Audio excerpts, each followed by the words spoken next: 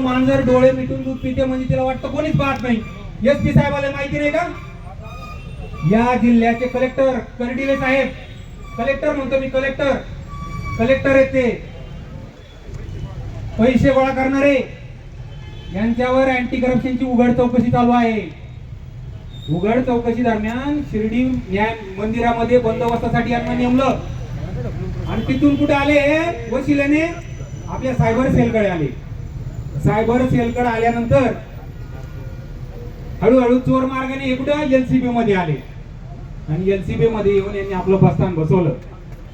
नेते, मी पहिलं ऐकलं होतं की ठेका कशा कशाचा होतो, एखाद्या रस्त्याचा ठेका होतो, एखाद्या दीपत दिव्याच्या कामाचा ठेका होतो, पण इथं अमुक जिल्ह्याला कोण एसपी नेमायचा याचं टेंडर होतं, टेंडर.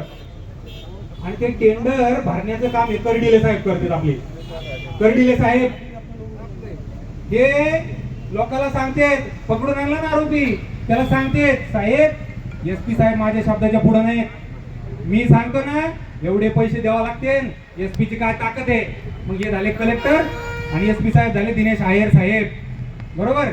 माझ्याकडे कॉल रेकॉर्डिंग आहे, कॉल रेकॉर्डिंग मी बोगस बोलत नाही, माझी माहिती घ्या. कोणत्याही पोलीस ठाण्यामध्ये विदाऊट सीसीटीव्ही फुटेज काम करता येत नाही. सर्वोच्च न्यायालयाचे आणि उच्च न्यायालयाचे आदेश आहेत. तुमच्या एलसीबीच्या ऑफिस मध्ये आहे का सीसीटीव्ही फुटेज? कोणी सामान्य नागरिकांना त्या ताईने सांगितलं त्याला बेदम मारायचं आणि त्याच्याकडून खंडणी काढायची. खरे दरोडेखोर एलसीबीची टीम आहे, खरे दरोडेखोर आहेत. न्यायालयाच्या आदेशाचा आणि काय येतो सुद्धा भंग करतात. याच्या संदर्भात सगळी माहिती घेऊन जनहित याचिका दाखल करणार तुम्ही. अरे चाललंय काय? तुम्ही लोकशाहीमध्ये का तुम्ही एखाद्या हुकुमशाहीमध्ये चाललेत? काय करलंय? पोलिसाच्या नाव आणि वरती म्हणल्यानंतर खूप इज्जतीने नाव घेतलं जातं. आजही काही कर्मचारी येतात, प्रामाणिक कर्मचाऱ्याला साईड ब्रांचला बसवलं जातं आणि हप्तेभर या ठिकाणी त्यांच्यावर दोष आरोप आहेत. साहेब कॉन्स्टेबलला पिस्टल घेऊन जाता येतं का घरी? एसपी साहेबांनी यांना पिस्टल कसे दिले याची चौकशी करा. कर्डिले, गोसावी, गोरे घरी पिस्टल घेऊन जाते. कसा काय पिस्टल आहेत? आणि आवर्जून माझ्याकडे पुरावे येतं. गिरवले मामाचं काय झालं ना, हे उकरून काढावं लागल. मर्डर झालेला त्यांचा, यांनी मारहाण केलेली आहे, यांचे नार्को अनालिसिस करावं लागते.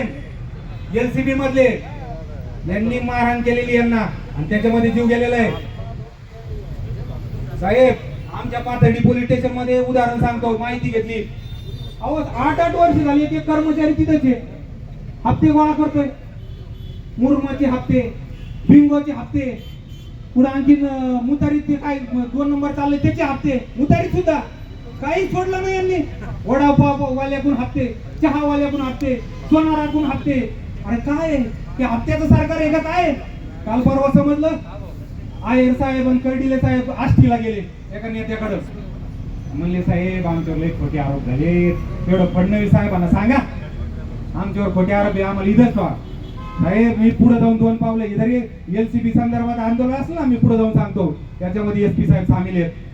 एसपी साहेबाला इथून हटवा तर जिल्ह्याची कायदा आणि सुव्यवस्था सुधरल. मी पोटतिडकीने बोलतोय, प्रत्येक माणूस येतोय. या ठिकाणी माझ्या माता भगिनीच्या डोळ्यातून आसरू आले. साहेब हरामाचा पैसा तुम्हाला सुख देणार नाही, तुमचे लेकरं अपंग तयार होते. आणखी पुढे जाऊन सांगायला लावू नका कुणाचा पैसा आहे हो, तळतळाट घेऊ नका. तुम्हाला कायद्याने अधिकार दिला, कायद्याने वागा. साहेब पुढे जाऊन सांगतो, दरोड्यातले आरोपी सोडायचे यांची सिटिंग कुठपर्यंत माहिती का? कोर्टापर्यंत सिटिंग आहे. काल जिल्हा कोर्टात काय झालं माहिती घ्या, किती तमाशा झालाय.